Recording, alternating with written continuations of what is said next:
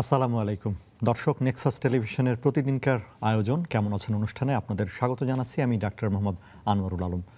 স্বাস্থ্য সম্পর্কিত নানা বিষয় নিয়ে আমরা কথা বলে থাকি।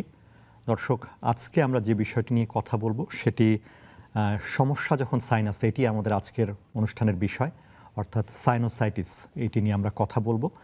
এবং এ বিষয়ে আমাদেরকে জানাবেন অধ্যাপক ডাক্তার মনোয়ারুল আবেদিন খান, অধ্যাপক ও বিভাগীয় প্রধান, নাক কান গলারোগ বিভাগ, east west medical college, Uttara, Dhaka. Doctor Monowarul Abedin Khan, আপনাকে স্বাগত জানাচ্ছি। Thank you. দর্শক, আপনারাও আমাদের সাথে যোগ দিন। পর্দায় দেখানো নম্বর রয়েছে। যদি এ সম্পর্কিত কোনো সমস্যা আপনাদের থাকে, আপনাদের যদি কোনো প্রশ্ন থাকে, আপনারা করতে পারেন। আমাদের যিনি বিশেষজ্ঞ আছেন তিনি চেষ্টা করবেন আপনাদের সে সমস্ত প্রশ্নের উত্তর দেবার। চলুন আমরা আলোচনাটা শুরু করি। প্রথমে একটু জেনে নিই যে এই যে আমরা বলছি আমাদের সমস্যা তো সাইনাসে, মানে সাইনোসাইটিস জিনিসটা কি আসলে? আমাদের যে মস্তিষ্ক বা আমাদের যে স্কাল বোনস, হ্যাঁ, এই স্কাল বোনসে বেশ কিছু জায়গা আছে হাড়ের ভিতরে, যে জায়গাগুলো ফাঁকা জায়গা। আচ্ছা, এই ফাঁকা জায়গাগুলা এমনি এমনি নেই, এটার অনেক প্রয়োজনীয়তা আছে। যেমন আমাদের যে ফেসের যে আর্কিটেকচার, এটাকে সুন্দর করা। ওই ফাঁকা জায়গাগুলোকে সাইনাস বলছেন? ওগুলাই সাইনাস। ওগুলাই সাইনাস। এটার সংখ্যা প্রায় 4 জোড়া বা 4 পেয়ার্স। এবং এই সাইনাসগুলোতে যখন প্রদাহ বা ইনফ্লামেশন হয় তখন আমরা এটাকে সাইনোসাইটিস বলি। আচ্ছা, তো এই সাইনাসগুলো একটু তাহলে একটু জেনে নিচ্ছি, সাইনাসগুলোর কাজটা কি আপনি বলছিলেন, একটু আমরা যদি জানি। তো সাইনাসগুলো, এই যে প্রথমে বললাম যে আমাদের চেহারার যে সৌন্দর্য, এইটা মেনটেন, মানে আর্কিটেকচারটাকে ঠিক করছে, নাম্বার 1। 2 নম্বর, যে ওই যে জায়গাগুলোকে ফাঁকা করার মাধ্যমে আমাদের যে ফেস বা আমাদের যে স্কাল বা যে স্কাল বোনস, এটাকে হালকা করে ফেলছে। নাম্বার 2। নাম্বার 3, এটার ভিতরে লাইনিং থাকে কিছু এপিথেলিয়াম, যেটা রেসপিরেটরি এপিথেলিয়ামই বলা যায়। এটার কিছু সিক্রেশনস আছে, সেখানে অনেক সাবস্টেন্স সিক্রেট করে। আবার এই সিক্রেশনগুলোকে সে সিলারির মাধ্যমে বের করে দেয়। এবং এয়ার যখন এখানে ঢুকে, তো আমরা জানি যে পুরো আমাদের নোজ, সাইনাস এবং রেসপিরেটরি একটা ফাংশন আছে। সেটা হচ্ছে এই যে আমরা যে বাতাসটা শ্বাসের মাধ্যমে নেই, এটাকে এয়ার কন্ডিশনিং করে। আচ্ছা, তার মানে এয়ার কন্ডিশনের 3টা প্রধান কাজ। একটা হচ্ছে ডাস্ট ফ্রি করা। আচ্ছা। নাম্বার 2 হচ্ছে এটা হিউমিডিটি মেনটেন করা। নাম্বার 3 হচ্ছে এটার টেম্পারেচার মেনটেন করা। আচ্ছা। এছাড়া ব্যাকটেরিয়া, ভাইরাস, এদেরকেও মেনটেন, মানে প্রিভেন্ট করে, যেটা এসি করে না, হ্যাঁ, এয়ার কন্ডিশনার করে না, বাট আমাদের নোজ এবং প্যারানাজাল সাইনাস করে। আচ্ছা। সেই সাথে এই প্যারানাজাল সাইনাসগুলো থেকে একটা গ্যাসিয়াস সাবস্টেন্স সিক্রেট হয়, যেটাকে নাইট্রাস অক্সাইড বলি। খুব ইম্পর্টেন্ট এটা। এটা যখন আমাদের শ্বাস প্রশ্বাসের বাতাসের সাথে ব্রেনে যাচ্ছে, এটা আমরা জানি নাম, এটা নর্মাল নাম হচ্ছে লাফিং গ্যাস। বাট এটা যখন ব্রেনে যায় তখন আমাদেরকে একটু ইউফোরিক করে, একটা আনন্দ দেয়, আমরা খুশি হয়ে যাই। আচ্ছা, যেটা আপনি দেখতে পাবেন যে আমরা যখন নদীর ধারে যাই, যেখানে প্রচুর বাতাস, আমরা কিন্তু খুশি হয়ে যাই।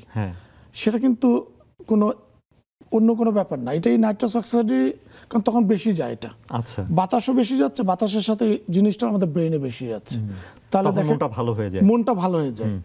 হ্যাঁ, তখন আমরা হৃদয়ের কথা বলি। কিন্তু অন্য সময় ঘরের মধ্যে যেখানে আলো বাতাস নাই, সেখানে কিন্তু হৃদয়ের কথা আসবে না। হ্যাঁ, কারণ তখন তো মন খারাপ। তো বুঝতে পেরেছেন যে সাইনাস আমাদের কত কাজে আসে। আচ্ছা, এটাই তো আপনি সাইনোসাইটিসের কথা বলেন, তাহলে এই সাইনাসগুলোর মধ্যেই যখন আপনি বলছিলেন যে প্রদাহটা হচ্ছে, তখনই আপনি সাইনোসাইটিস। তো কি কি ধরনের হতে পারে এগুলো? এখন সাইনোসাইটিস এটা অনেকভাবে আমরা ভাগ করি। যেমন যদি অল্প সময়ের জন্য হয়, যে 10 দিন থেকে 3 মাসের মধ্যে বা 12 উইকস, তখন এটাকে আমরা অ্যাকিউট সাইনোসাইটিস বলি। যদি এর চেয়ে বেশি সময় হয়, ইট ক্রসেস 3 মান্থ, তখন আমরা এটাকে বলি ক্রনিক সাইনোসাইটিস, মানে দীর্ঘমেয়াদী। হ্যাঁ, এটা তো নর্মাল মেডিকেল টার্ম। 2 নম্বর, যেমন ধরেন যে অ্যাকর্ডিং টু কজ, যে কারণ কি কারণে হচ্ছে সেই অনুযায়ী, যেমন ভাইরাল সাইনোসাইটিস, ব্যাকটেরিয়া দিয়ে যখন হয় ব্যাকটেরিয়াল সাইনোসাইটিস, ফাঙ্গাস দিয়ে হলে ফাঙ্গাল সাইনোসাইটিস। হ্যাঁ, কখনো কখনো এর সাথে অ্যালার্জিক যদি থাকে তো অ্যালার্জিক সাইনোসাইটিস। তো এটা গেল কারণ, কি কারণে। আর যদি আবার এক একটা জায়গা কোন জায়গাতে ইনভলভড, আচ্ছা, ইনভলভমেন্টের জায়গা অনুযায়ী, যেমন ম্যাক্সিলারি সাইনোসাইটিস একটা, অথবা ইথময়েডাল সাইনোসাইটিস, যদি একটা হয় তাহলে একটা নাম দিয়ে বললাম, কিন্তু যদি একাধিক হয়, একাধিক সাইনাসকে ইনভলভ করে, তখন আমরা বলি মাল্টি সাইনোসাইটিস। আবার যদি সবগুলো সাইনাসকে ইনভলভ করে, তখন আমরা বলি প্যান সাইনোসাইটিস। আচ্ছা। তো এইভাবে আমরা ডিফারেন্সিয়েট তো করি। একটাতে হলে কি আরেকটাতে হওয়ার চান্স তৈরি হয় এরকম জিনিসটা? এইটা আসলে ডিপেন্ড করে যে আপনার ঘরে বাতাস কতটুকু ঢুকছে। সাইনাসগুলো তো ঘরের মতো। আচ্ছা, যদি আপনার একটা ঘর বদ্ধ থাকে বা কোনো কারণে বন্ধ করে ফেলেন, তাহলে বাতাস ওখানে ট্র্যাপড হয়ে গেল, আটকায় গেল, ওখানে আর কোনো আলো বাতাস নাই, তাহলে কি হবে? আস্তে আস্তে ওর ভিতরে পরিবর্তন হবে, সেখান থেকে সাইনোসাইটিস হতে পারে। তবে একটা ঘর বন্ধ হলে যে আরেকটা ঘর বন্ধ হবে এমন কোনো কথা নেই। মানে তাহলে বুঝছি যে একটা ভেন্টিলেশন, আমরা জানি যে আমরা কি করি, আমরা যখন একটা ঘর বানাই আমরা একটা ভেন্টিলেশনের সুবিধা রাখি, তাই তো, যে বাতাসটা যেন পাস করতে পারে। তো এই কাজটাই করছে আসলে। তো যখন এটা হচ্ছে না তখনই আপনার এগুলো ডেভেলপ করছে, সাথে জীবাণু ঢুকে গেল। হ্যাঁ, জীবাণু, সেটা ভাইরাস হোক, ব্যাকটেরিয়া হোক, ফাঙ্গাস হোক, ঢুকে গিয়ে সে দরজা টরজা বন্ধ করে দিচ্ছে বা অতিরিক্ত সমস্যা তৈরি করছে, তখনই এটা হচ্ছে। তো আমরা একটু কারণ আপনি বলে তারপরেও কারণগুলো একটু জেনে নেই। আচ্ছা, কারণ ওই যে আমি বললাম যে কিছু কারণ হচ্ছে যে এনভায়রনমেন্টাল কজ, আর কিছু কারণ হচ্ছে যে যেটাকে আমরা বলতে পারি যে জীবাণু ঘটিত। আচ্ছা, এনভায়রনমেন্ট বললেন যেটা, একটু আমি একটু আপনাকে থামালাম, সেটা হলো যে ঠান্ডা গরমের কি প্রভাব আছে? অবশ্যই। আচ্ছা, অবশ্যই, যে এখানে ঠান্ডা গরম হিউমিডিটি সবকিছু প্রভাব। আচ্ছা আচ্ছা। যেমন আপনি শুধু একটা ঘরের কথা চিন্তা করেন, যে খুব ঠান্ডা ঘর বা গরমের মধ্যে একদম স্যাঁতস্যাঁতে একটা ঘর, এগুলো কি থাকার জন্য ভালো লাগবে? ভালো লাগবে না। ওই ঘরের কিন্তু সবকিছু তখন ডিফারেন্ট হয়ে যাবে। অবশ্যই এটা একটা ইফেক্ট আছে। যেমন ধরেন অধিক ঠান্ডায় কি হচ্ছে, তার যে ভাইরাস জনিত কারণে, ভাইরাসটা আপনারা জানেন ঠান্ডা বেশি অ্যাটাক করে, তার আপার রেসপিরেটরি ট্র্যাক্ট ইনফেকশন হয়ে যায়। যখন আপার রেসপিরেটরি ট্র্যাক্ট ইনফেকশন হয়, তখন আমরা কি বুঝি? নাক বন্ধ, নাক দিয়ে পানি পড়ছে, সে নিঃশ্বাস ঠিক মতো নিতে পারছে না, একটু পরপর নাকে পানি ফেলছে। হ্যাঁ, এই যে সিচুয়েশন, মানে নাক বন্ধ, তার ওদিকে ঘর বন্ধ, ঘরের দরজা বন্ধ, তখন এই যে ভাইরাসগুলো আস্তে আস্তে ঢুকে সাইনোসাইটিস করলো। আবার ঠিক গরমেও কিন্তু মানুষের ঠান্ডা লাগে, লাগে না? গরমের থেকে কিন্তু ঠান্ডা লাগে, ঠিক একই ঘটনা ঘটে। তো এটা গেল একটা এনভায়রনমেন্টাল কজ। এনভায়রনমেন্টের মধ্যে তো জীবাণুও আছে, সেটা বললাম একটু আগে, যে ভাইরাস, ব্যাকটেরিয়া, ফাঙ্গাস, অ্যালার্জি। অ্যালার্জিটা ব্যক্তিগত ব্যাপার হয় অনেক সময়। এরপরে আসেন যে অ্যানাটমিক্যাল কজ, যে তার নাকটা এমনিতেই বন্ধ থাকে, নাকের হাড় বাঁকা, সে কিন্তু টেরও পায় না। তার নিঃশ্বাস নিতে, আমার কাছে এরকম 70 ইয়ার্স 60 ইয়ার্সের লোকও আসে, তার যে নাকের হাড় বাঁকা এবং অত্যন্ত বাঁকা, এক নাক দিয়ে সে সারা জীবন নিঃশ্বাস নিচ্ছে, কিন্তু সে টের পাচ্ছে না। হ্যাঁ, টের পায় যখন তার এটা দিয়ে কোনো একটা ডিজিজ হয়। তাহলে নাকের হাড় বাঁকা, মাংস বৃদ্ধি অথবা পলিপ, মানে এই জিনিসগুলো দিয়ে যখন নাকি নাকটা সোজা কথা প্যাসেজটা কোনোভাবে বন্ধ হয়ে গেলে সাইনোসাইটিস ডেভেলপ করে। নাকের যে সমস্যার জন্য আপনার মানে বাতাসটা ঠিকঠাক যেতে পারে না, এবং গেলে খারাপ বাতাস যাচ্ছে, জীবাণু নিয়ে যাচ্ছে, কিন্তু সেটা বেরোতে পারছে না ঠিক মতো, তখন এই ডিজিজটা হতে পারে। আচ্ছা, তাহলে এই কারণে সাধারণত হতে পারে আসলে। আরেকটা জিনিস বলি, যে বয়সের কি কোনো বিষয় আছে এখানে? যে এখানে বয়সের বিষয় তেমন কিছু নাই। আপনার এখানে বিষয়টা আছে যে আপনার রোগ প্রতিরোধ ক্ষমতা কেমন আছে, এবং আপনি কতটুক শক্তিশালী। আপনি যদি গ্রামে যান, দেখবেন ছোট ছোট বাচ্চারা ন্যাংটা হয়ে ঘুরে বেড়াচ্ছে, গায়ে কাপড় নাই, ঠান্ডা গরমে তাদের কিছু আসে যায় না, নাক দিয়ে পানি পাচ্ছে, সে পানিটা সে খেয়েও ফেলতেছে, বাচ্চাগুলা কিছুতেই কিছু হয় না ওদের। হ্যাঁ, দেখা যাচ্ছে তার কিছু হয়েছিল, ওটা ঠিক হয়ে গেছে। কিন্তু একই ঘটনা যখন একটা শহরের বাচ্চা, সে একটা বিশাল অ্যাপার্টমেন্টে থাকে, জুতা মোজা পরে থাকে, এসির ভিতরে থাকে, সে কিন্তু ওই ফার্মের মুরগির মতো অবস্থা। একটু ঠান্ডা লাগলেই তার দেখা যাচ্ছে নাক দিয়ে পানি পড়া শুরু, নিঃশ্বাস নিতে পারছে না, হ্যাঁ, চোখ দিয়ে পানি পড়ছে, নাক চুলকাচ্ছে, হাঁচি হচ্ছে, কাশি হচ্ছে, এবং কিছুদিন পরে সে সাইনোসাইটিস ডেভেলপ করছে। তো এইটা হচ্ছে ব্যাপার, যে ব্যাপারটা এখানে বয়স না, ব্যাপারটা হচ্ছে যে আপনি কতটুক আপনার রোগ প্রতিরোধ ক্ষমতার সাথে একটা ব্যাপার আছে, ইমিউনিটি এবং আপনার স্ট্রেংথ। কারণ গ্রামের বাচ্চারা তো সব জায়গায় ঘুরে ফিরে বেড়াচ্ছে, আপনি কিন্তু বেড়াচ্ছেন না, আপনি বাসার মধ্যে এসির মধ্যে বসে আছে, এটা একটা ফ্যাক্টর। হ্যাঁ, তো ওইটাই হচ্ছে আসল ফ্যাক্টর, এখানে বয়স নিয়ে তেমন কিছু হয় না। আরেকটা বিষয় আমরা আসলে অফেয়ারে আলাপ করছিলাম, কথা বলছিলাম, যে এই যে রোগটা আমরা যেটা নিয়ে আলোচনা করছি, যে এটা আমরা যদি বলি যে একটা মানুষ তার ব্যক্তিগত জীবন, তার সামাজিক জীবন, ইভেন আমরা বলছি যে একটা মানে দেশের উপর একটা প্রভাব পড়ছে, মানে সমাজের উপর একটা প্রভাব আছে এই রোগটা, সেইটা বলছিলেন আপনি। এটা কি? Very nice question. আসলে দেখেন যে আমাদের দেশের মানুষ অনেকেই জানে না ব্যাপারটা, বা অনেকে এটাকে গ্রাহ্য করে না, অথবা এটা নিয়ে চিন্তা করে না। জি। হ্যাঁ, বিদেশিদের, যারা উন্নত দেশের সাথে আমাদের দেশে একটাই পার্থক্য, যে ওরা চিন্তা করে, ঠিক আছে, আর আমরা চিন্তা করি না। তো চিন্তা করলে আপনি বুঝতে পারবেন যে একটা ছোট জিনিস কত বড় হয়ে দেখা দিতে পারে। আপনার যখন এই রোগটা হবে, আপনার মাথা ব্যথা, আপনার নাক দিয়ে পানি পড়ছে, আপনার কোনো কাজে মন লাগছে না, আপনার মন খারাপ, তো আপনি আপনার প্রথম কথা হচ্ছে আপনার অফিস থেকে ছুটি নিয়ে নিলেন, যে আপনার অফিসের কাজ, অথবা অফিসে গেলে আপনার কাজ ঠিক মতো করতে পারছেন না। আচ্ছা, তাহলে আপনার আপনি যদি ব্যবসায়ী হন, আপনার ব্যবসাটা ঠিক, তাহলে আপনার একটা আর্থিক ক্ষতি হচ্ছে। অথবা আপনার বাসায় বসে আছেন, ব্যবসায় প্রতিষ্ঠানে যান নাই বা চাকরির জায়গায় যান নাই, ওই প্রতিষ্ঠানের ক্ষতি হচ্ছে, আপনার ক্ষতি হচ্ছে। আচ্ছা, আপনি যান নাই, আপনার মালিক, আপনার প্রতিষ্ঠানের মালিক এটা ভালো চোখে দেখছে না, যে সে আজকে হোক অসুস্থ, সে ভালো, কিন্তু তারপর কিন্তু তার মনের ভিতরে খচখচ করছে। বা অফিসে গেলেনও কাজে মন বসছে না, বা আপনি কাজটা ঠিক ভালো করতে পারছেন না, জি, আপনার ক্ষতি হয়ে যাচ্ছে, ক্ষতি হচ্ছে। জি। ইভেন আপনি দেখেন, আপনার ড্রাইভার যদি অসুস্থতার কারণে একদিন না আসে, আপনি কিন্তু মনে মনে খুব বিরক্ত হন, দিচ্ছেন তাকে ছুটি, কিন্তু আপনি বিরক্ত। আচ্ছা, যে আপনি অনেক কাজ করতে পারছেন না, গেল, কারণ আপনার উপর অনেক কিছু ডিপেন্ডেন্ট গেল, এটা আপনার ব্যক্তিগত লস। 2 নম্বর, যে পারিবারিক, আপনার মন খারাপ, আপনার মেজাজ খারাপ, আপনি অসুস্থ, আপনার লাইফ পার্টনার বলেন, আপনার বাচ্চা কাচ্চা বলেন, আপনার আশেপাশের রিলেটিভস বলেন, কেউ কিন্তু খুব একটা ভালো চোখে দেখে না, ঠিক আছে না, কারণ বা তাদের সাথে আপনি ইন্টারাকশনে যেতে পারছেন না, বা আপনার মেজাজটা খারাপ হয়ে যাচ্ছে, ঠিক আছে।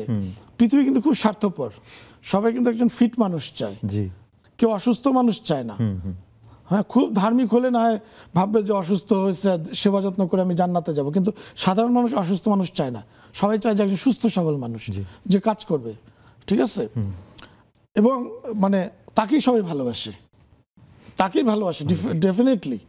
হ্যাঁ, আপনি কোনো কাজের হবেন না, আপনাকে কেউ ভালোবাসবে না। এরপরে আসেন, এটা গেল আপনার পারিবারিক ক্ষতি।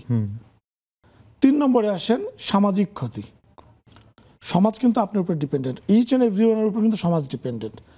আপনি সমাজের একটা অংশ, আপনি আপনার কাজটুকু করতে পারেন নাই, সমাজ ক্ষতিগ্রস্ত হয়েছে, অর্থনীতি ক্ষতিগ্রস্ত হয়েছে, ঠিক কিনা? আজকে আপনি বসে থাকলে হয়তো বা 100 জন গেছে, আজকে একটা জিনিস জমা দেওয়ার লাস্ট ডেট ছিল, ঠিক আছে, যেখানে 2 জন মানুষ কাজ করে, সেখানে আপনি একজন নাই, একজন, এখন লাইনে দাঁড়ায় আছে 500 জন, দেখা যাবে ওখানে 200 জন জমা দিতে পারছে, 300 জনকে ফাইন দিয়ে জমা, কারণ আপনি নাই। অর্থনৈতিক ক্ষতি হয়ে গেল, তাদেরকে ফাইন দিয়ে ক্ষতি দিতে হবে, তারা গালাগালি করবে, আর পুরো দেশের উপরে প্রভাব পড়বে। এখন ছোট্ট 2টা উদাহরণ দিচ্ছি। এটা চিকিৎসা করাতে গিয়ে ইউএসএতে 1 বছরে $60 বিলিয়ন খরচ হচ্ছে। তাহলে দেখেন, এটাকে সরকার, যদি সরকার এগুলোর ট্রিটমেন্ট ফ্রি করে, ওষুধ ফ্রি দেয়, তাহলে তার পকেট থেকে গেছে, আপনার পকেট থেকে গেল তো লস। এবং ধরেন 15% of the population, total population, দেখা যাচ্ছে বছরে 15% টোটাল পপুলেশন এই রোগে আক্রান্ত হয়। তারা যদি 3 দিনও অসুস্থ থাকে, বাংলাদেশের কথাই যদি ধরেন, 20 কোটি মানুষের 15% 3 কোটি লোক, 3 দিন করে অসুস্থ থাকলে আপনি চিন্তা করেন যে কত বড় প্রভাব পড়বে পুরো দেশের উপরে, ঠিক না? তাহলে যে আসলে এটা কিন্তু একটা চলন্ত গাড়ির মতো পুরো দেশটা, যে কোনো একটা জিনিস আপনার অল্পর জন্য বন্ধ হয়ে গেল, সব ওই গাড়িতে যারা চড়ে আছে সবার ক্ষতি হবে, অনেক বড় ক্ষতি। দেখা যাবে যদি আপনি হিসাব করেন, বাংলাদেশে তো হিসাব হয় না, দেখা যাবে যে এই একটা রোগের কারণে বছরে 20,000, 30,000, 40,000 কোটি টাকা লস হয়ে গেছে বাংলাদেশে। তাহলে আক্রান্তের সংখ্যা কম না আসলে এই রোগটাতে? প্রচুর। ইউএস এর মতো জায়গাতে যে 10 to 15% পপুলেশন পার ইয়ার এই রোগে আক্রান্ত হচ্ছে। জি, তাহলে সংখ্যাটা নিশ্চয়ই আমাদের দেশে অনেক বেশি হবে। এরপরে আমরা একটু তাহলে এই রোগটা সম্পর্কে আমরা জানছিলাম, একটু লক্ষণগুলো সম্পর্কে আমরা শুনি, আসলে কি কি লক্ষণ নিয়ে আসলে 2-1টা বলেছেন আপনি। তারপরেও যেমন এই অ্যাকিউট এবং ক্রনিক 2 ধরনের। আচ্ছা, আমরা একটা বিরতি নিয়ে আসি, আসলে আমরা লক্ষণটা শুনবো, আমরা আলোচনা চালিয়ে নেব। দর্শক কেমন আছেন অনুষ্ঠানে একটা বিরতিতে যাচ্ছি, কিছুক্ষণ পরে ফিরে আসছি।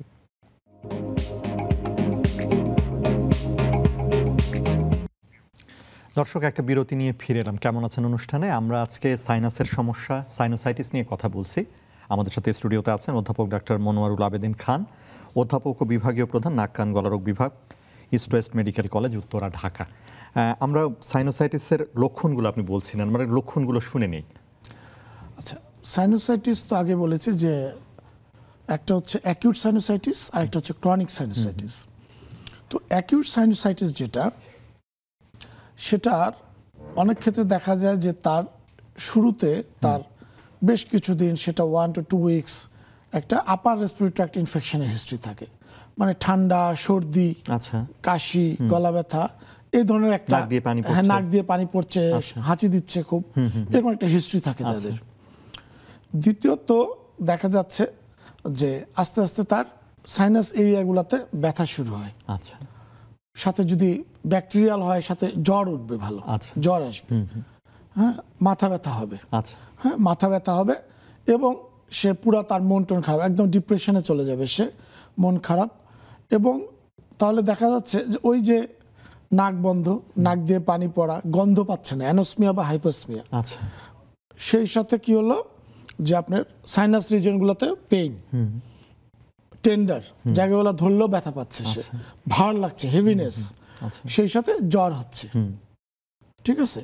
এগুলো হচ্ছে অ্যাকিউট সাইনোসাইটিসের একটা জেনারেল সিমটম। আচ্ছা, কিন্তু আবার আমি বলেছি যে ওই যে ম্যাক্সিলারি সাইনোসাইটিস আছে, ফ্রন্টাল আছে, ইথময়েডাল আছে, স্পেনোডাল আছে, কিন্তু এই এক একটা সাইনোসাইটিসের কিন্তু ব্যথা এক এক জায়গায় হবে, আচ্ছা, এবং তার ধরনও আলাদা হবে। আচ্ছা, হ্যাঁ, কোনো রুগী যদি বলে সেটাকে কিন্তু ফেলে দেওয়া যাবে না। যেমন ম্যাক্সিলারি সাইনোসাইটিসের ব্যথাটা সবসময়ই থাকবে, আচ্ছা, কন্টিনিউয়াস, হ্যাঁ, এবং ভারী ভারী লাগবে এই জায়গাগুলো, এই জায়গাগুলোতে, এই সাইনাসগুলোতে। এবং যখন নাকি বলেন ফ্রন্টাল সাইনোসাইটিসের ব্যথাটা শুরু হবে ঠিক যখন সে অফিসে যাওয়া শুরু করবে 8টার দিকে, এবং 8টা থেকে 2টা 2:30 থাকবে, আবার তারপর থেকে কমা শুরু করবে। মানে এটা এই জন্য ব্যথাটার নাম হচ্ছে অফিস হেডেক। আচ্ছা, হ্যাঁ, কখনো কোনো যদি এমপ্লয়ি বলে, আবার এমপ্লয়িরা এটা সুবিধা না নেয়, যদি এই ধরনের তার ব্যথা, মালিক ভাববে যে সুবিধা অভিনয় করছে যে অফিসের টাইমেই তোমার ব্যথা, এখন তো তোমাকে দেখতেছি মার্কেটে ঘুরতেছো, আসলে ব্যাপারটা তা না, হয়তো ঘটনাটা সত্যিও হতে পারে, অবশ্যই এটা বলতে চাই না, আবার এটা সুবিধা কেউ নিয়ে নিতে পারে। আচ্ছা, তৃতীয়ত আবার রাত্রেবেলা তার ব্যথাটা উঠবে, এটা হলো ফ্রন্টাল। ইথময়েডালের যে ব্যথাটা, তার ব্যথাটা সে বলবে তার 2 চোখে ব্যথা করছে, আচ্ছা, এবং 2 সাইডে ব্যথা করছে, চোখের পিছনে ব্যথা করছে, ঠিক আছে। আচ্ছা, আবার যখন স্পেনোডাল সাইনাস অ্যাকিউট সাইনোসাইটিস হবে, তার ব্যথাটা করবে মাথার উপরে, এই জায়গাটা ভার্টেক্স, এই জায়গাগুলোতে ব্যথা হবে, এটা হলো স্পেসিফিক কিরকম। এরপরে যদি আসেন যে ক্রনিক সাইনোসাইটিস, তো ক্রনিক সাইনোসাইটিসে এই সিমটমগুলাই যেহেতু ক্রনিক হয়ে গেছে জিনিসটা, মানে দীর্ঘমেয়াদী হয়ে গেছে, একটু কম হবে, সবই কম হবে, তেমন কোনো অত প্রমিনেন্ট সিমটম হবে না। কিন্তু কখনো কখনো যখন অ্যাকিউট এক্সাজারবেশন হবে, ক্রনিকের উপরে যদি আবার অ্যাকিউট ইনফেকশন হয়, তখন এটা বাড়তে পারে। আচ্ছা, এটা গেল একটা। আর ক্রনিকের মধ্যে যখন পলিপ হয়ে যাবে, বলেছি আপনাকে যে ক্রনিকের মধ্যে 2 ধরনের আছে, এটাকে কিন্তু এখন সাইনোসাইটিস সাধারণ মানুষ বা সবাই জানে, কিন্তু এখন এটার নাম কিছুটা চেঞ্জ হয়েছে, রাইনো সাইনোসাইটিস বলে। রাইনো মানে নাক, সাইনোসাইটিস মানে সাইনাস, মানে দুইটা আসলে একসাথেই হয় বেশিরভাগ ক্ষেত্রে। তো যখন নাকি পলিপ হবে, তো তখন তার নিঃশ্বাস নিতে প্রচন্ড কষ্ট হবে, নাম্বার 1। নাম্বার 2, ওই আগের মতো হেভিনেস, হেডেক, এগুলো তো থাকবেই, প্লাস আরেকটা জিনিস, সে গন্ধ পাবে না, অ্যানোসমিয়া হয়ে যাবে। অনেক সময় এই পলিপ নাক দিয়ে বের হয়ে আসতে পারে, নাক দিয়ে দেখা যাবে যে চকচকে একটা আঙুলের থোকা বা একটা টিউমারের মতো জিনিস নাক দিয়ে বের, এই হচ্ছে ক্রনিক সাইনোসাইটিসের সিমটম। আচ্ছা, একটু আপনি বলছিলেন ব্যথার কথাটা, তো এই যে তাহলে ব্যথা, কিন্তু আমরা মাথা ব্যথা নিয়ে অনেকেই ভুগে থাকেন আসলে, তাহলে মাথা ব্যথার একটা বড় কারণ তাহলে সাইনোসাইটিস? হ্যাঁ, অবশ্যই অবশ্যই। মানে রোগীরা আসেন নিশ্চয়ই আপনাদের কাছে, আমরা জানি যে অন্যর হয়তো মেডিসিনের কাছে যাচ্ছে, তারপরে অনেক জায়গায় দেখার পরে বোঝা গেল যে আসলে সাইনোসাইটিস। এরকম হয়, এরকম পান আপনারা? অবশ্যই পাই। আসলে আমাদের কাছে আমরা বেশিরভাগ রুগী এরকম ভাবে পাই যে সেই রুগী প্রথমে মাথা ব্যথা নিয়ে নিউরো মেডিসিনের কাছে গিয়েছে, তারপরে উনি রেফার করেছেন লাস্টলি, এরকম হয়। অথবা মাথা ব্যথা নিয়ে উনি গিয়েছেন মেডিসিনের কাছে, পরে উনি রেফার করেছেন। সেই সাথে অনেক সময় এরকমও পাই যে ডিপ্রেশন নিয়ে এসে সাইকিয়াট্রিস্টের কাছে গিয়েছে। কারণ এই যে আপনি দীর্ঘমেয়াদী মানে মাথা ব্যথা হচ্ছে এবং আপনি বলেন যে ব্যথাটা অনেক জায়গায় হতে পারে, এই যে মাথা ব্যথা আপনি বলেন উপরের দিকেও হতে পারে, তো এরকম ব্যথা অনেক দিন ধরে হচ্ছে, মাথা ব্যথা তো আসলেই কষ্টকর। হয়তো তিনি কোনো আর এবং যেহেতু আপনি এটা সাইনোসাইটিস ক্রনিক হচ্ছে, কোনো কিছুতেই তার ঠিক হচ্ছে না, তখনই ডিপ্রেশনে যায় অনেকে। না না, ডিপ্রেশনের তো দুইটা কারণ। একটা হচ্ছে যে সাইনাসগুলো থেকে নাইট্রাস অক্সাইড ব্রেনে যাচ্ছে না, মারাত্মক মন খারাপ হয়ে যায়। আর দ্বিতীয়ত তো মাথা ব্যথা আছে, সে কোনো কাজে মন দিতে পারে না। জি, ঠিক আছে, এরকম ভাবে আসে। মানে তাহলে হয়তো দেখা যাচ্ছে যে তারা মানসিক রোগের ডাক্তারের কাছে যাচ্ছে। হ্যাঁ, অনেক পাচ্ছি আমরা, অনেক পাই যে সাইকিয়াট্রিস্ট অনেক অ্যান্টিসাইকোটিক ড্রাগ খাওয়ার পরে তারপরে আমাদের কাছে আসতেছে, এসে তারপরে বোঝা গেল যে আসলে তার সাইনোসাইটিস। তাহলে ব্যথা একটা আসলে মানে বড় সমস্যা করে। আচ্ছা, আরেকটা জিনিস আপনি বলছিলেন যে অ্যাকিউটটা চিকিৎসা না করার ফলেই কি ক্রনিক হচ্ছে নাকি? ডেফিনেটলি যে অ্যাকিউট সাইনোসাইটিস, সেটা বললাম তো, ভাইরাল হতে পারে, ব্যাকটেরিয়াল হতে পারে, অ্যানাটমিক্যাল কজে হতে পারে, যেটা আস্তে আস্তে বাড়তেছে। হ্যাঁ, এবং ট্রিটমেন্ট, প্রপার ট্রিটমেন্ট হচ্ছে না। এটাই ট্রিটমেন্ট আসলে কি, যে এই যে আপনি যেটা বললেন যে আপার রেসপিরেটরি ইনফেকশন, নাক দিয়ে পানি পড়ছে, একটু ব্যথা, সর্দি, আমরা ভাবছি যে সর্দি জ্বর হয়েছে, তাই তো? তা আমরা যেটা করি, ওষুধের দোকানে গেল মানুষ, ওষুধ একটা অ্যান্টিবায়োটিক সে দিয়ে দিল, এরকমও তো হয় আসলে। হ্যাঁ, ব্যথার ওষুধ দিল কিছু, তো এরকম সে প্রতিবারই হয়, আবার যায়, তখনই জিনিসটা ক্রনিক হয়ে যায়। ক্রনিক হয়ে যায়। আসলে একটা মজার কথা বলি, একটু এটা জোকসের মতো শোনাবে, যে বাংলাদেশে আমরা যে রোগীগুলা দেখি, যে বিভিন্ন সোসিওইকোনমিক কন্ডিশনের রোগী আছে, ধরেন লো মিডিয়াম, উপরের গুলা বাদে একদম হাই যারা সোসিওইকোনমিক কন্ডিশন, তারা এরকম করেন না, বা খুব শিক্ষিত তারাও এটা করেন না। তো যেটা করেন যে প্রথমে কোনো রোগ হলে প্রথমে ওনারা নিজেদের যদি জানা থাকে এটার চিকিৎসা, সেটা ওনারা অ্যাপ্লাই করে ফেলেন। নাম্বার 1, তাতে কাজ হলো না, তখন গেলেন ওষুধের দোকানের কাছে। তো ওষুধের দোকানদার তো উনি সবচেয়ে বড় ডাক্তার, এলাকার সবচেয়ে বড় ডাক্তার, উনি কিছু ওষুধ দিয়ে দিল, কারণ উনি ওই যত প্রেসক্রিপশন আসে বিভিন্ন ডাক্তারের, ওগুলো উনি মুখস্থ করার চেষ্টা করেন। কারণ এবং উনি যে দিবেন অ্যান্টিবায়োটিক বা যে কোনো ওষুধ দিবেন, কেউ কিন্তু ওনাকে কিছু বলবে না। জি, উনি এক কোর্স ওষুধ দিয়ে দিলেন 7 থেকে 10 দিনের অ্যান্টিবায়োটিক, ওটার মধ্যে সবচেয়ে ভাইরাস অ্যান্টিবায়োটিক থাকবে, সবকিছু থাকবে, ইভেন নিউরো মেডিসিনের ওষুধও থাকবে। ওটাও কাজ হইল না। তারপরে সে তার আত্মীয় স্বজনের মধ্যে কেউ আছে কিনা, সে যে ডিপার্টমেন্টেরই হোক, তাকে একটা ফোন করবে। তা উনি কিছু ওষুধ দিয়ে দিবেন, উনি আবার দিয়ে দেবেন। উনি মনে করেন যে উনি সাইকিয়াট্রিস্ট, অথবা উনি চক্ষু বিশেষজ্ঞ, অথবা উনি সিম্পল প্যাথোলজিস্ট, উনি কিন্তু ট্রিটমেন্ট দিয়ে দিবে। আচ্ছা, আমার ভাতিজা ফোন করছে, আচ্ছা কি হয়েছে, আচ্ছা এটা খাও, কিন্তু দেখা গেল হলো না ঠিক। এরপরে উনি ডাক্তারের কাছে বা বিশেষজ্ঞের কাছে আসবেন। তো এই হচ্ছে, এই কারণে তখন দেরি হয়ে যায়, একটা এখানে অনেক সময় চলে যায়, এবং তখনই এটা আপনি বলছেন যে দীর্ঘমেয়াদের থেকে ক্রনিক সাইনাসাইটিস তখন টার্নটা করে। সেটাও আসলে একটা সমস্যা, যে আমরা মানে আসলে কখন যাওয়া উচিত, তাহলে একটু বলি যে আমরা যে দর্শকদের বলি যে তাহলে কখন যাওয়া উচিত চিকিৎসকের কাছে। আমি তো এটাকে একটা উদাহরণ দিয়ে বলি, যে আপনি যদি গাড়ির একটা ছোট পার্টস নষ্ট হয়, তা আপনি যত দ্রুত এটা ঠিক করাবেন, আপনার গাড়িটা বেঁচে যাবে। জি, না হলে কি হবে, ওই একটার কারণে বাকিগুলোও নষ্ট হবে। আচ্ছা, হ্যাঁ, ঠিক তেমনি ভাবে আমার মনে হয় যে যেটা শিক্ষিত মধ্যবিত্ত বলেন, উচ্চবিত্ত বলেন, ভদ্রলোক, ওনারা কিন্তু ডিজিজ হলেই মোটামুটি, যে ওনার এটা সম্পর্কে জানা নেই বা এটা আগে অভিজ্ঞতা নেই, ওনার ডাক্তার কাছে চলে আসেন কোনো দ্বিধা ছাড়া। তো এইটাই আসলে আইডিয়াল হওয়া উচিত। যে সিমটম গুলো হচ্ছে, বা একবার হলো ঠিক আছে, কিন্তু যখনই সেকেন্ড টাইম এটা হচ্ছে বা ঘন ঘন হচ্ছে, তখনই আসলে মানে আপনার চলে আসা উচিত, যে আমি একটু দেখাই। এখন একটু আসি যে পরীক্ষা নিরীক্ষা, আপনারা মানে কি কোনো পরীক্ষা নিরীক্ষা করে দেখেন, বা কিভাবে আপনারা এটা রোগটা নির্ণয় করেন? Thank you. তো অবশ্যই তো পরীক্ষা নিরীক্ষা একটা বিরাট ভূমিকা আছে। অনেক রুগী তো অনেক ধরনের আছে না, জ্ঞানী গুণীও আছেন, আবার অনেকে আছেন যে অনেক চালাক। তো ওনারা ভাবেন যে ডাক্তার বোধহয় এমনি পরীক্ষা নিরীক্ষা দিচ্ছে, তো প্রতিটা তো কোশ্চেন করেন। আসলে আমি একটা কথা বলতে চাই যে অনেক ক্ষেত্রে পরীক্ষা নিরীক্ষাটা একটা ইনভেস্টমেন্ট। আমরা তো একটা সাইন সিমটম দেখে একটা ডায়াগনোসিস করি, কিন্তু যখন নাকি তার ল্যাবরেটরি টেস্ট বা একটা রেডিওলজি এক্সপোজার দিয়ে আমরা যাই, ওটা তো ডকুমেন্ট, তাই না? আর আগেরটা কি ছিল, আমার চোখে দেখা। তো এটা একটা ডকুমেন্ট হয়ে গেল যে হ্যাঁ, আমরা কি করি, যেমন ধরুন প্রথমে একটা ব্লাডের টেস্ট দিই, তো ব্লাডের সিবিসি দেই, তো সিবিসি থেকে আমরা জানতে পারি যে এটা ব্যাকটেরিয়াল না ভাইরাল।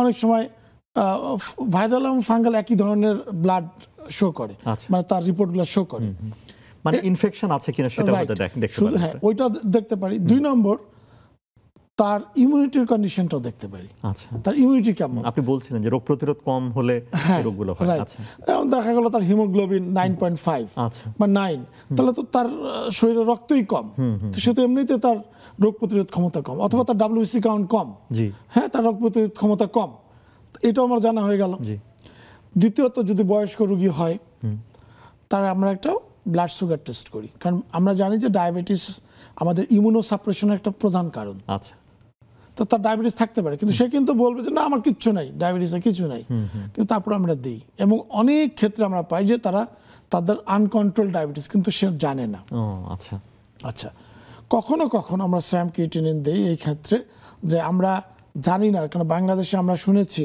যে 3% পেশেন্ট বা 3% মানুষ কিডনি ডিজিজে আক্রান্ত। আচ্ছা এখন আমি ওষুধ দিয়ে দিলাম, তার কিডনি ফেলিওর হয়ে গেল, সে তো এসে আমাকে হ্যাঁ, পিটাবে। তাহলে এই যে ব্যথার ওষুধ প্রায় ইউজ করা হয় এই রোগে, আপনারা করেন বা অ্যান্টিবায়োটিক ইউজ করতে হবে, তার মাথা ব্যথা ব্যথার ওষুধ দিতে হবে না? তাহলে তো যদি কিডনির অবস্থা এমনি খারাপ থাকে তাহলে তো এই ওষুধগুলো আসলে তো যে কোনো ওষুধেই আসলে কিডনি ফাংশনটা দেখা উচিত। আচ্ছা কারণ আমার প্রতিটা ওষুধ আলটিমেটলি লিভারে মেটাবলাইজ হয়ে আলটিমেটলি কিডনি দিয়ে তো সে পাস করতেছে। জি। আর যদি এটা পাস না করতে ঘুরতে থাকবে শরীরে, তাই না? বা কিডনি যদি আগে থেকেই খারাপ থাকে তাহলে আরো খারাপ করবে, খারাপ হয়ে যাবে, কিন্তু দোষ হবে তখন ডাক্তারের, জি তাই না? তো এই জন্য একটু সাবধানতা অবলম্বন করা উচিত বাংলাদেশে।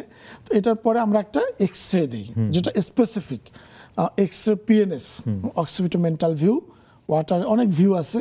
তো ওতে দিয়ে আমরা ম্যাক্সিলারি এবং ফ্রন্টাল এই দুইটা সাইনাসের মানে তারা ইনফেক্টেড কিনা, অ্যাকুট ইনফেকশন হয়েছে কিনা, একটা বিশেষ অবস্থা পরিবর্তন হয়ে যায় সেটা আমরা বুঝতে পারি। আবার ক্রনিক হলে সেটাও আমরা বুঝতে পারি। আচ্ছা বাট বাকি দুইটা কিন্তু বোঝা যাচ্ছে না, ইথময়েডাল আর স্ফেনয়েডাল। আচ্ছা ওইটা আমাদেরকে দেখতে গেলে তখন সিটি স্ক্যান পিএনএস করতে হয়। আচ্ছা হ্যাঁ, পিএনএস মানে প্যারানাজাল সাইনাসিস, তখন ওইটা দিয়ে আমরা সব কিছু ক্লিয়ার বুঝতে পারি। আচ্ছা হ্যাঁ, এই হচ্ছে আমাদের খুব বেশি ইনভেস্টিগেশন না, কিছু রুটিন। একটা তো আপনারা দেখছেনই, আপনারা খালি চোখে তো দেখছেন নিশ্চয়ই, আপনারা যন্ত্র দিয়েও দেখেন নিশ্চয়ই, দেখে ফেলছেন। হ্যাঁ, ওটা তো দেখছি, এন্ডোস্কোপি দিয়ে দেখতে পাচ্ছি। হ্যাঁ, কিন্তু ওইটা আমরা আরো পরে করি, নর্মাল সাইনাসাইটিসের দরকার হয়। আরেকটা জিনিস আমরা করি, অ্যালার্জিক কিনা পেশেন্ট, এই জন্য আমরা একটা আইজিই করি, ইমিউনোগ্লোবুলিনটা দেখে নিই। জি জি জি যে সে যদি খুব বেশি অ্যালার্জিক হয় সেক্ষেত্রে ওই দিকে আমাদের খেয়াল রাখতে হয় ট্রিটমেন্টের সময়। মানে অ্যালার্জির কারণে এটা হতে হ্যাঁ, পারে। অ্যালার্জির কারণে এটা হয়েছে কিনা সেটা দেখতে হবে। দেখতে পারেন। আমরা একটু চিকিৎসা নিয়ে একটু কথা বলি তাহলে এখন, যে চিকিৎসা কি কি ধরনের চিকিৎসা আপনারা করে থাকেন এক্ষেত্রে? আচ্ছা, তো সাইনোসাইটিসের রোগী যদি প্রাথমিক অবস্থায় আসে, যে আমরা ইনভেস্টিগেশন করে দেখলাম যে এটা ভাইরাল সাইনোসাইটিস, আচ্ছা সেই ক্ষেত্রে আমরা কোনো অ্যান্টিবায়োটিক দিব না। আমরা শুধু সিমটোমেটিক ট্রিটমেন্ট, মাথা ব্যথা, নাক দিয়ে পানি পড়ছে সেজন্য অ্যান্টিহিস্টামিন, হ্যাঁ, আর হাঁচি টাচি থাকলে লোকাল স্টেরয়েডও দিতে পারি, সাথে অ্যান্টিহিস্টামিনও দিতে পারি মাথা ব্যথার জন্য। জাস্ট সিমটোমেটিক ট্রিটমেন্ট করব যদি দেখি এটা ভাইরাল হয়। আচ্ছা হ্যাঁ, আমি তো বলেছি যে ব্লাড রিপোর্ট দেখলে আমি বুঝতে পারবো। হ্যাঁ, অনেক সময় তো নাক দিয়ে পাস আসে। আচ্ছা হ্যাঁ, ক্রনিকের ক্ষেত্রে অনেক নাক দিয়ে পাস আসে, সেক্ষেত্রে আমরা পাসটা কিন্তু সিএস করি। এটা আসলে ডিপেন্ড করে রুগীর অবস্থা বুঝে। কেউ যেন আবার মনে না করে যে এই কয়টাই বুঝে ইনভেস্টিগেশন, তা কিন্তু না, প্রয়োজন বুঝে কিন্তু অনেক কিছু করতে হয়। জি। 2 নম্বর, যদি ব্যাকটেরিয়াল হয় তো অবশ্যই আমাকে একটা ভালো অ্যান্টিবায়োটিক দিতে হবে। আচ্ছা হ্যাঁ, এবং অ্যান্টিবায়োটিকটা শুধু যে অল্প কয়েকদিন না, হয়তো বা 1 সপ্তাহ বা একটু বেশি দিলাম, এবং বাকি আগে যা যা দিয়েছে ওগুলো দিতে হবে। লোকাল বা সিস্টেমিক স্টেরয়েডও দিতে পারি। 3 নম্বরে, যদি ক্রনিক হয় রাইনোসাইনোসাইটিস উইদাউট পলিপোসিস, আচ্ছা মানে পলিপ নেই, তো সেক্ষেত্রে আমরা দেখব যে অ্যানাটমিক্যাল কোনো প্রবলেম আছে কিনা, লাইক ডেভিয়েটেড ন্যাজাল সেপ্টাম, মানে নাকে হাড় বাঁকা, অথবা নাকের ভিতরে মাংস বৃদ্ধি, যেটা হাইপারট্রফিড ইনফিটারমেন্ট বলে, এগুলো যদি থাকে সেগুলোকে কারেকশন করতে হবে, সার্জারিতে চলে যেতে হবে। এবং যখন যদি আরও দেখি যে ওই সাইনাসগুলার ওপেনিংগুলো বন্ধ আছে, দরজাগুলা, তাহলে ওইটাকে খুলে দিতে হবে, তাহলে এটা ট্রিটমেন্ট হয়ে গেল। আচ্ছা এটা গেল একটা। আবার যদি ধরেন পলিপ যদি থাকে, হ্যাঁ, তাহলে আগে পলিপ রিমুভ করতে হবে, তারপরে আবার ওই যে দরজাগুলো, সাইনাসের দরজাগুলো খুলে দিতে হবে। খুলে দিয়ে আর সাথে তো অন্যান্য ট্রিটমেন্ট চলবেই। হ্যাঁ, তাহলে তখন ঠিক হবে। সাথে সিস্টেমিক এবং লোকাল টপিক্যাল বলতে পারেন স্টেরয়েড, এটাও দিতে হবে। আচ্ছা, হ্যাঁ, আর লাস্ট একটা কথা বলি, ফাঙ্গাল সাইনোসাইটিস যদি হয়, জি, ওই ক্ষেত্রে কিন্তু ওষুধ সিস্টেমিক অ্যান্টিফাঙ্গাল ড্রাগে কোনো কাজ করবে না। আচ্ছা আচ্ছা, তখন কিন্তু অবশ্যই সার্জারি করে ফাঙ্গাসটাকে বের করে তারপরে আপনাকে চিকিৎসা করতে হবে। লোকাল ডুশিং বলে আরো চিকিৎসা নিয়ে আমরা কথা বলবো, আরেকটা বিরতিতে যেতে হচ্ছে। ঠিক আছে দর্শক, কেমন আছেন অনুষ্ঠানে আরেকটা বিরতিতে যাচ্ছি, কিছুক্ষণ পরে ফিরে আসছি।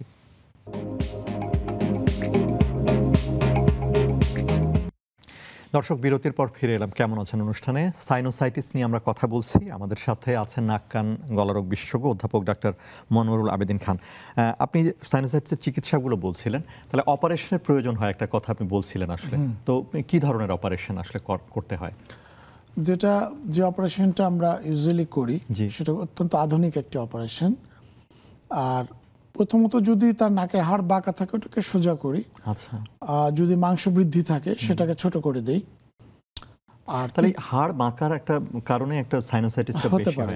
কারণ ওই যে হাড় বাঁকা হলে কি হচ্ছে, যে নেজাল প্যাসেজটা সেটা তো অবস্ট্রাক্টেড হচ্ছে, বাতাস ঠিকমতো যেতে পারছে না। অনেকের তো অনেক বেশি থাকে এটা, হ্যাঁ, যার কারণে এরকম হতে পারে। হ্যাঁ, যে ঠিকমতো বাতাসের প্রবাহটা ঠিক নেই, তাহলে ওইটাও একটা কারেকশনের ব্যাপার আছে।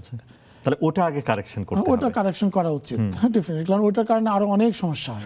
আচ্ছা, হ্যাঁ হ্যাঁ, প্লাস নাকের মাংস বৃদ্ধি হয়ে সেটা অ্যালার্জির কারণেই হোক, বারবার ইনফেকশনের কারণে হোক, ওইটার কারণেও কিন্তু নাকের বন্ধ হয়ে থাকে অনেকের। হ্যাঁ, এবং একটু ঠান্ডা লাগলে ওটা আরেকটু ফুলে ওঠে, নাক বন্ধ হয়ে যায়। আচ্ছা, তো ওইটাকেও ছোট করে দিতে হবে। 3 নম্বরে আসে ওই যে বললাম যে সাইনাসের যে দরজাগুলা, এগুলোকে খুলে দিতে হবে ভালো মতো, সেগুলো কিন্তু বন্ধ হয়ে যায়। আমরা বেশিরভাগ ক্ষেত্রেই পাই, সেটা পলিপোসিস নন পলিপোসিস দুই ক্ষেত্রেই পাই। তো এই অপারেশনটার নাম হচ্ছে এন্ডোস্কোপিক সাইনাস সার্জারি। আগে এটাকে বলা হতো ফাংশনাল এন্ডোস্কোপিক সাইনাস সার্জারি। আমরা নাকের ভিতর দিয়ে ক্যামেরা ঢুকিয়ে এবং সূক্ষ্ম যন্ত্রপাতির মাধ্যমে ওই পলিপগুলোকে কেটে নিয়ে আসি, তারপরে ওই দরজাগুলোকে খুলে দেই, খুলে আবার ঘরের ভিতরে যে ময়লা আবর্জনা জমে আছে সেটাকেও ক্লিয়ার করে দিই। আচ্ছা, এই 8টা ঘর, যদি এগুলো সবগুলো আক্রান্ত হয়, সবগুলোর মানে যে কয়টা দরকার সেই কয়টা দরজা আমরা খুলে দিই। আচ্ছা, সবকটা দরজা খুলে দাও, তাহলে কি হবে, বাতাস আসবে। বাতাস, হ্যাঁ, এইটাই হচ্ছে এটার মূলনীতি। আচ্ছা, তো এই অপারেশন কি বাংলাদেশে অ্যাভেলেবল হচ্ছে?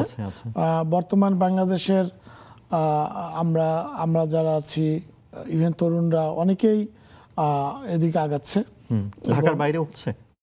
ঢাকার বাইরে হয়তো হচ্ছে, ঢাকার ভিতরে বেশি হচ্ছে, কারণ যে একটা স্পেশাল কিছু যন্ত্রপাতি লাগে যা একটু কস্টলি, যা একটু ভালো ভালো হাসপাতালগুলোতে থাকে। ঢাকার বাইরে সরকারি হাসপাতালগুলোতে থাকলে সেখানে হচ্ছে। হ্যাঁ, কিন্তু হয়তোবা ঢাকার বাইরে সেরকম প্রাইভেট হসপিটাল যারা এই ইনস্ট্রুমেন্টগুলো প্রোভাইড করতে না পারলে তো সম্ভব না। হ্যাঁ, তো ঢাকাতে অ্যাভেলেবল হচ্ছে। আরেকটু জেনে নিই যে এই যে অপারেশনগুলো, এটা কি হসপিটালে ভর্তি থাকতে হয়? হ্যাঁ, অবশ্যই। প্রস্তুতিটা একটু কিরকম? প্রস্তুতি, যদি এমনি পলিপ থাকে তো প্রথমে আমরা কিছু মেডিকেশন দিয়ে পলিপের সাইজটা একটু ছোট করে নিই, ইনফ্লামেশনটা কমিয়ে নিই। তারপরে আমরা জাস্ট অ্যাজ ইউজুয়াল অপারেশন করি, নাকের ফুটার ভিতর দিয়ে করি, বাইরে কোনো কাটা ছিঁড়া হবে না। তারপরে আমরা কেটে নিয়ে আসার পর সব ঠিকঠাক করার পর একটু প্যাক দিয়ে দিই। তো এটা আমরা 24 ঘন্টায়, এবং এটা মানে হসপিটালে থাকতে হয়। হ্যাঁ, 24 ঘন্টা, এটা ডিপেন্ড করে, কেউ 24 ঘন্টা, কেউ 48 ঘন্টা। এটা কমফোর্টেবল, এটা মানে ভয়ও নাই, রিস্কও নাই কিছু। কেমন ধরনের অ্যানেস্থেসিয়া দিতে হয় এটাতে? আমরা জেনারেল অ্যানেস্থেসিয়াই দিই। কারণ আমি নাকের ভিতরে আপনার একটা ধুলা ঢুকলে আপনি হাঁচি দিয়ে শেষ হয়ে যান, সেখানে এত যন্ত্রপাতি ঢুকবে, আপনি লোকাল অ্যানেস্থেসিয়া দিয়ে তো এতটা করা সম্ভব না। আর যদি সুন্দরভাবে আপনি করতে চান অপারেশন, তাহলে অবশ্যই আপনাকে মানে পুরোপুরি অ্যানেস্থেসিয়া দিয়ে করতে হবে আসলে। আচ্ছা, আরেকটা জিনিস একটু, তাহলে 24 থেকে 48 ঘন্টা তারপরে আপনারা ছেড়ে দেন। আবার কবে আসতে বলেন? আমরা তো 48 প্যাক খুলে ছেড়ে দিই। তারপরে আমরা কিন্তু তাদেরকে কিছু নিয়ম কানুন বলে দিই। কিছু নিয়ম কানুন আছে যেটা 2 থেকে 6 মাস মেনটেন করতে হয়। যে অ্যালার্জেন্স থেকে একটু দূরে থাকবে, নাকটা একটু পরিষ্কার রাখবে, নাকটা একটু ওয়াটার মানে নর্মাল স্যালাইন দিয়ে ক্লিন করবে, কিছু উপদেশ দেয়। বাট 7 দিন পরে আসে, তারপরে হয়তো 6 মাস পরে বা 3 মাস পরে কেউ আসে, কেউ আসে না। আচ্ছা, এখন একটা জিনিস বলি যে যদি এই যে যাদের সাইনোসাইটিস আছে, ধরেন এই যে সমস্যাগুলো হচ্ছে, যদি মানে চিকিৎসা না করে, প্রপার চিকিৎসা না করে, কি ধরনের ক্ষতি হতে পারে, কমপ্লিকেশনগুলো কি হতে পারে?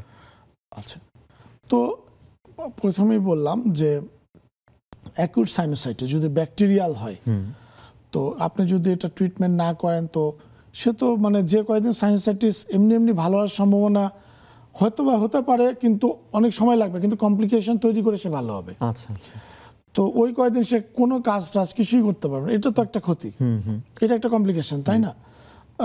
সেটা ব্যক্তিগত বলেন, সামাজিক, পারিবারিক, সব দিকে একটা ক্ষতি। এটা হলো এক ধরনের ক্ষতি, এবং সে অ্যাকিউট থেকে ক্রনিক হয়ে গেল। 2 নম্বর, এই যে জীবাণুটা, সাইনাস তো একটা ঘর, ঘরে রয়ে গেল, সবাই কেউ তো, আপনি তো সেভাবে প্রপার ট্রিটমেন্ট করেন নাই, এই জীবাণুগুলো রয়ে গেল না। তো হয়তোবা কিছু জীবাণুকে আমাদের শরীরের যে রোগ প্রতিরোধ ক্ষমতা যুদ্ধ করে কিছু মারছে, কিন্তু কিছু কিন্তু রয়ে যাবে। হ্যাঁ, ওরা কিন্তু চালাক, এরা এখান থেকে কি করবে, বিভিন্ন ধরনের রোগ তৈরি করবে। কেমন? টনসিলাইটিস, কিছুদিন পর পর আপনি দেখেন টনসিলাইটিস, কারণ খুঁজে পান না। ফ্যারিনজাইটিস, তারপরে রাইনাইটিস, হ্যাঁ, তারপরে ইউস্ট্রেশন টিউবে ইনফেকশন, মিডল ইয়ার ইনফেকশন, মানে বিভিন্ন জায়গায় ইনফেকশন লেগেই আছে, কিন্তু আপনি বুঝতেছেন না কেন এত বারবার আমার অসুখটা হচ্ছে, কিন্তু ওই যে ওইখানে লুকিয়ে আছে, সে এসে সবাই সব জায়গায় ডিস্টার্ব করছে। এটা গেল একটা। হ্যাঁ, তো এটাও তো একটা বিরাট সমস্যা। আপনি টনসিল ফেলে দিলেন, তারপরেও দেখেন ইনফেকশন হচ্ছে। হ্যাঁ, সেটাই। অ্যাডেনয়েড ফেলে দিয়েছেন, তারপরেও দেখেন ইনফেকশন হচ্ছে। যে মূল যে জায়গাটা, সেটা তো আপনি চিকিৎসা করছেন না, রিজার্ভার রয়ে গেছে। আচ্ছা, গেল এটা। 2 নম্বর, যে এখান থেকে যদি বেশি খারাপের দিকে যায়, অ্যাকিউট বা ক্রনিক থেকে, অ্যাকিউটের থেকেই ধরে নেই যে এই যে আমাদের অরবিটাল সেলুলাইটিস হতে পারে, অরবিটাল অ্যাবসেস হতে পারে চোখের মধ্যে, হ্যাঁ, চোখের সাইডে, চোখের যে কোটরে, পাশে, যে কোনো জায়গাতে এটা স্প্রেড করতে পারে। আচ্ছা, ব্রেনে যেতে পারে, এনকেফালাইটিস হতে পারে, সেরিব্রাল অ্যাবসেস হতে পারে, তাই না? তাহলে দেখেন আপনি এটা কত কিছু করতে পারে। তো এটা যদি ম্যাল ট্রিটমেন্ট হয়, ইনএডুকেট ট্রিটমেন্ট হয়, অথবা ট্রিটমেন্ট না হয়, এটা। আর ক্রনিক সাইনোসাইটিস যদি হয়, আপনি ট্রিটমেন্ট করছেন না, তাহলে তো দেখা যাচ্ছে মাঝে মধ্যে অ্যাকিউট এক্সারবেশন হচ্ছে, অলওয়েজ আপনি হেডেক নিয়ে, ডিপ্রেশন নিয়ে ঘুরে বেড়াচ্ছেন, ঠিক আছে? তারপরে কি হচ্ছে, কখন আপনার পলিপ ডেভেলপ করলো, তো আপনার যখন একটা ডিজিজ থাকবে, আপনার কনফিডেন্স লেভেল কমে যাবে। আপনার নাক দিয়ে ঠিক মতো বাতাস নিতে পারেন না, আপনি কিছু দৌড়াইলে হাঁপায় যান, তো নিজের উপর আপনার কোনো কনফিডেন্স থাকবেন না, ভাববেন যে আপনার বড় ধরনের কিছু, সবসময় আপনার মাথা ব্যথা হচ্ছে, আপনার ভাবতেছে মাথা কি না কি হয়ে আছে, ঠিক আছে না? তো এই কমপ্লিকেশনগুলো আপনার হতেই থাকবে। হ্যাঁ, তো এই জন্য তারপরে আপনি এই যে ওষুধ হয়তো খাচ্ছেন, সবসময় কিছু না কিছু ওষুধ নিচ্ছেন, তারও তো একটা ইফেক্ট আছে। হ্যাঁ, আপনার কস্ট তো লস যাচ্ছে। হ্যাঁ, আপনি কন্টিনিউয়াস আপনি ওষুধ খেয়ে যাচ্ছেন, আপনার পয়সা নষ্ট হচ্ছে। আপনি অ্যান্টিবায়োটিক নিচ্ছেন, ব্যথার ওষুধ নিচ্ছেন, অ্যান্টিহিস্টামিন নিচ্ছেন, তো সেগুলো তো ক্ষতিকর, শরীরের উপরে ক্ষতিকর প্রভাব আছে, পকেট খালি হয়ে যাচ্ছে আপনার। সেটিও হচ্ছে আসলে। একটা অপারেশন, আপনি ওই যে এন্ডোস্কোপিক যে অপারেশনটার কথা বললেন, আসলে সেটি ফেস অপারেশনের কথা বললেন আসলে। তো একটা হচ্ছে একটু জানি যে কস্টের কথা যদি বলি, কেমন আসলে এটা তো ডিপেন্ড করে। আচ্ছা, মানে হয়তো সরকারিতে একরকম, বেসরকারিতে একরকম। সরকারিতে তো আমার জানা মতে তো কোনো পয়সাই লাগে না, আচ্ছা আচ্ছা, ফ্রি, একদম ফ্রি। আচ্ছা, তো আর বেসরকারি যেসব হসপিটালের নাম বললে তো আবার এগুলো অ্যাডভার্টাইজ হয়ে যাবে, বিভিন্ন জায়গায় হচ্ছে খুব, যেগুলা মনে করেন সব ইন্টারন্যাশনাল লেভেলের, সেখানে 1-1.5 লাখ টাকাও 2 লাখ টাকাও নিচ্ছে। আবার যেগুলা মনে করেন মডারেট টাইপ, কিন্তু খুব ফ্যাসিলিটিস ভালো, বাংলাদেশি লেভেলের, এখানে ধরেন 50, 60, 70,000 লাগছে, কারণ একটু অপারেশনটা তো একটু কমপ্লিকেটেড, অনেক যন্ত্রপাতি লাগে। আচ্ছা আচ্ছা, যার কারণে এরকম পড়ে যায় খরচটা। তবে হয়তো আরো যদি মানে বেশি প্রভাব আমরা করতে পারি আসলে অনেক জায়গায়, তাহলে হয়তো কমে আসবে খরচটা, সেটা কমে। আচ্ছা, আরেকটা জিনিস একটু জানতে চাচ্ছিলাম, যে আপনি বলছিলেন যে নাক বন্ধ থাকছে, অনেকেই আমরা দেখি যে ড্রপ নেওয়ার একটা অভ্যাস, যে নাক বন্ধ হলো একটা ড্রপ নিচ্ছে কয়দিন পর পর, এইটা কি উচিত কিনা আসলে? আচ্ছা, দেখেন, আমি ব্যক্তিগতভাবে বলি, যে ড্রপটা ইউজ করা হয় নাক বন্ধ খোলার জন্য, ওই নিজে নিজেই চিকিৎসা করছে হয়তো পেশেন্ট দেখা যাচ্ছে। হ্যাঁ, সেটা নাম হচ্ছে জাইলোমেটাজোলিন অথবা অক্সিমেটাজোলিন। জি জি। তো ওষুধের দোকানদাররা তো এটা গেলেই দিয়ে দিবে আপনাকে, অথবা কোনো ডাক্তার হয়তো একবার আপনাকে দিয়েছিল। ওটা কিন্তু 7 দিনের বেশি ব্যবহার করার নিয়ম নেই। আচ্ছা। কিন্তু বাংলাদেশের রোগীরা আমি বলেছি যে অত্যন্ত বুদ্ধিমান, হ্যাঁ, যে একই রকমের রোগ হয়তো একই না, কিন্তু হইলেই সে ওইটাই ব্যবহার করবে। যে দ্বিতীয়বার ডাক্তারের ভিজিটটা তারা দিবে না বা চায় না দিতে। তো ওই ড্রপটা যখন সে কন্টিনিউয়াস ব্যবহার করে, ওই ড্রাগটা কিন্তু অ্যাডিকশন করে। আচ্ছা। Dependency and addiction. আচ্ছা। তখন কি হয়, তার নাক কিন্তু ভালো আছে, নাকে স্পেস আছে, কিন্তু তার প্রতিদিন মনে হবে যে তার নাক বন্ধ। আচ্ছা। এবং সেই ড্রপটা নিবে, তখন সে ড্রপটা নিবে। এবং এই ডিজিজের কিন্তু একটা নাম আছে। জি। এটার নাম হচ্ছে রাইনাইটিস মেডিকামেন্টোসা। আচ্ছা। মানে নাকের প্রদাহ মেডিসিনের কারণে। আচ্ছা। হ্যাঁ, হয়তো ল্যাটিন বা গ্রিক নাম দিছে যে রাইনাইটিস মানে ওষুধের কারণেই তোমার রোগটা হলো। তো এই ড্রপটা আসলে এইভাবে উচিত না। এই বিষয়ে বলি, আপনি কিছু অভিজ্ঞতা, আমরা বলছিলাম আপনি কিছু অভিজ্ঞতা আছে আপনার মানে এই রোগ নিয়ে আসলে, সাইনোসাইটিস নিয়ে। সেটা আপনি একটু যদি বলেন আমাদের। সাইনোসাইটিস নিয়ে আসলে আমি যখন ডাক্তার হই নাই, 4th ইয়ারে পড়ি, আমার একজন রুমমেট ছিল ডক্টর শফিক। এখন সে কার্ডিয়াক সার্জন, এনআইসিবিটিতে আছে। তো ওর এরকম সবসময় মন খারাপ থাকতো, এত মন খারাপ যে ডিপ্রেশন। সে মাঝে মধ্যে বলতো আমি সুইসাইড করবো, এরকম একটা অবস্থা। তো সে সাইকিয়াট্রিস্ট দেখাইছে, তারা ওষুধ, সাইকিয়াট্রিক ওষুধগুলো তো একটু ঘুম আসে, তো এরকম কিছুতেই কিছু হয় না, মানে তার অবস্থা খুবই খারাপ। তো শেষে কি করে মনে হয়, সে আমাদের ওখানে যিনি একজন মেডিসিনের প্রফেসর ছিলেন তার কাছে গেলেন। তো আই থিঙ্ক উনি মহিলা ছিলেন, শি ওয়াজ ভেরি ট্যালেন্ট। তো বললো যে তুমি একটা সাইনাসে এক্সরে করে নিয়ে আসো। তো সাইনাসে এক্সরে করে নিয়ে এসে দেখা গেল তার পুরা সাইনোসাইটিস, দুইটা ম্যাক্সিলারি সাইনাস তার বন্ধ একদম। আচ্ছা। তো বললো যে তুমি এখনই নাক কান গলা বিভাগে চলে যাও এবং এটা ক্লিয়ার করার চেষ্টা করো।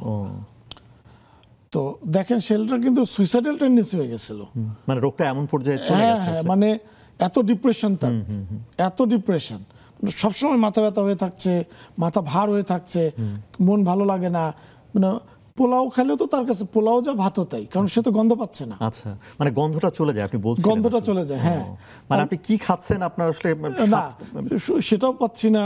গোলাপ নিলেও যা, গোবর কাছে রাখলেও তাই। হ্যাঁ, এটা তো একটা বিরাট ব্যাপার। গন্ধটা তো আমাদের যে আমরা লাইফ এক্সপেক্টেন্সির, এটার সাথে তো পুরোপুরি জড়িত। এটা লিম্বিক সিস্টেমের যে আমাদের পার্ট, যে আমরা গন্ধ নিব। আমরা এই যে পৃথিবী চলতেছে তো গন্ধের কারণে। আজকে গন্ধ থাকলে একজন আরেকজনের প্রতি অ্যাট্রাক্টেড হয়, তাই না? এটা আপনার মানুষ বলেন আর নিম্ন শ্রেণীর প্রাণী বলেন, ওদের মধ্যে আরো বেশি ব্যাপারটা। এবং সেখান থেকেই তো মানুষ জোড়া বাঁধে, সন্তান হয়। নাহলে তো একজন একজন করে থাকলে, মানুষ না বাড়লে পৃথিবী তো শেষ হয়ে যেত। তো গন্ধ তো সে পাচ্ছে না, গন্ধ না পেলে কিন্তু আরো মন খারাপ হয়ে যায়। আমরা খাবার যে আমাদের ভালো লাগে, প্রথমে ভালো লাগে গন্ধ থেকে। পোলাও কিন্তু রান্না করলেই গন্ধ চলে আসে, আর তারপরে খাওয়ার সময় টেস্ট লাগে। গন্ধটা বিরাট বড় ফ্যাক্টর। তো তারপর আমরা গেলাম ইএনটি ডিপার্টমেন্টে, যাওয়ার পরে তার ওই তখন তো ফেস ছিল না, তো তখন ছিল এন্ট্রাল ওয়াশ। নাকের ভিতর দিয়ে আমরা একটা পাইপ ঢুকিয়ে দিয়ে ওটা ওয়াশ করতাম। সে তারপর 100% ভালো হয়ে গেল। জি, অসংখ্য ধন্যবাদ। আমাদের সময় একবারে শেষ হয়ে গেছে। অধ্যাপক ডক্টর মনোয়ারুল আবেদিন খান, সাইনোসাইটিস নিয়ে আমরা অনেক কিছু জানলাম আসলে। আবার একবার ধন্যবাদ জানাচ্ছি। দর্শক, আপনারাও নিশ্চয়ই সাইনোসাইটিস থেকে অনেক কিছু জানলেন। দর্শক, একটা বিষয় আমরা বলতে চাই যে আপনারা ভালো থাকুন, সুস্থ থাকুন। আপনারা জানেন যে বাংলাদেশের অনেকগুলো জেলাতে কিন্তু মানে বন্যা হয়েছে, আপনারা জানেন। আমরা সবাই সতর্ক থাকবার চেষ্টা করি, কারণ বন্যার পরে নানা ধরনের রোগ ব্যাধি কিন্তু হয়। এবং আরেকটা বিষয়, আমরা যে জায়গায় আছি সেই জায়গা থেকে আমরা চেষ্টা করব যে বন্যার্তদের সাহায্যে এগিয়ে আসার জন্য। আপনারা ভালো থাকুন, সুস্থ থাকুন। সামনের দিনে নতুন কোনো বিষয় নিয়ে কথা হবে।